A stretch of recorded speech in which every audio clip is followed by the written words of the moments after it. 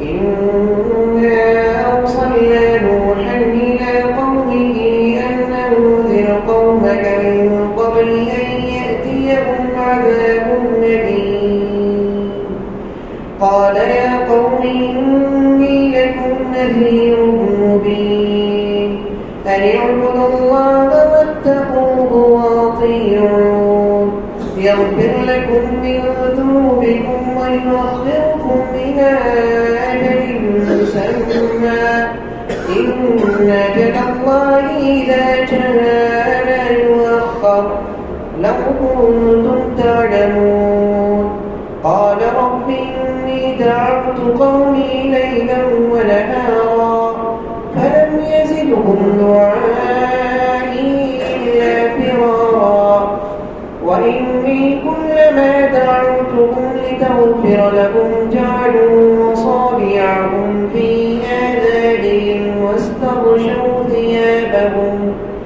واستغشوا ثيابهم وأصروا واستكبروا استكبارا ثم إني دعوتهم جهارا ثم إني أعلنت لهم وأسررت لهم إسرارا فقلت استغفروا ربكم إنه كان غفارا يرسل السماء عليكم مدرارا ويمددكم بأموال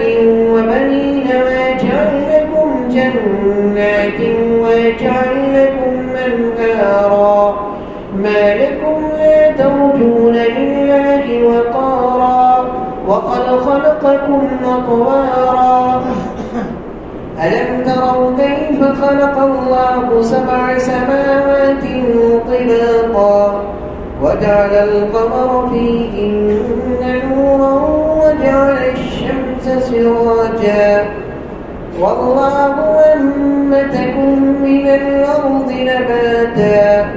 ثم يعيدكم فيها ويخرجكم إخراجا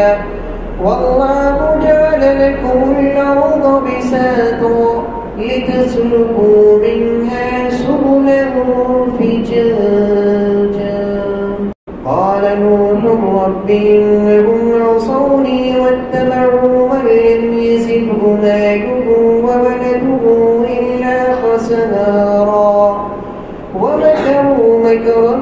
كبارا وقالوا لا تذرن آلهتكم ولا تذرن ودا ولا سواعا ولا يغوث ويعوق ونصرا وقد ضلوا كثيرا ولا تزد الظالمين إلا ضلالا مما خطيئاتهم أغرقوا فأدخلوا نارا فلم يجدوا لهم من دون الله أنصارا.